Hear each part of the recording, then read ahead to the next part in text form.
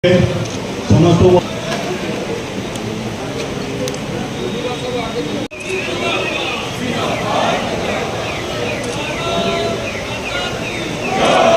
आज एक कर्मशाला आगामी सदस्यता संपर्क में आलोचना भारतीय जनता पार्टी जनसंघ आरंभ होता 1951 मसीह जनसंघ भारतीय जनता पार्टी गोटे राजनैतिक दल हिसाब से काम आरंभ कर किसी उद्देश्य एवं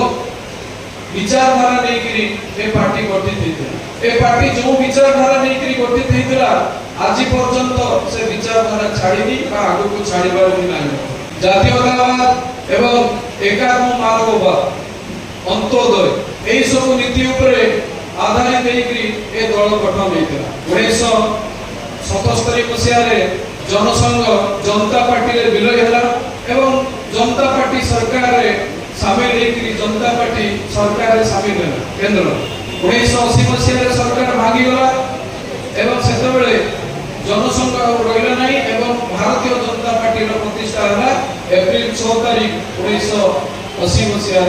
भारतीय जनता पार्टी आरंभ है अटल बिहारी वाजपेयी लाल कृष्ण आडवाणी एमानक द्वारा भारतीय जनता पार्टी गठन है 1980 मसीहा पाखु आज पर्यंत भारतीय जनता पार्टी निरवच्छिन्न भाव में आगु बढ़ी चली बढ़ी चलवार कारण होची केवल गोटे मात्र दल भारतीय जनता पार्टी जो पार्टी रे आभ्यंतरीण गणतंत्र अछि जने साधारण सभ्य पार्टी रो सर्वभारतीय सभापति हेई परिबो एवं जने साधारण सभ्य देशर प्रधानमंत्री हेई परिबो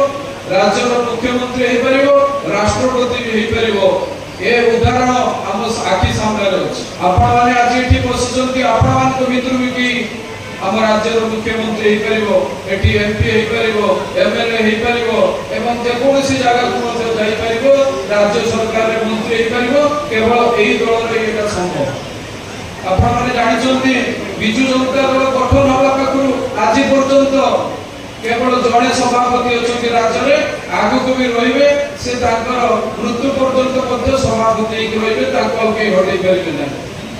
किंतु भारतीय जनता पार्टी गोटे पार्टी प्रत्येक 3 वर्ष पार्टी निर्वाचन हुए एवं सभापति बदलती मैक्सिमम 2 टर्म 3 टर्म के सभापति रही पारे यहाँ दल केवल अच्छे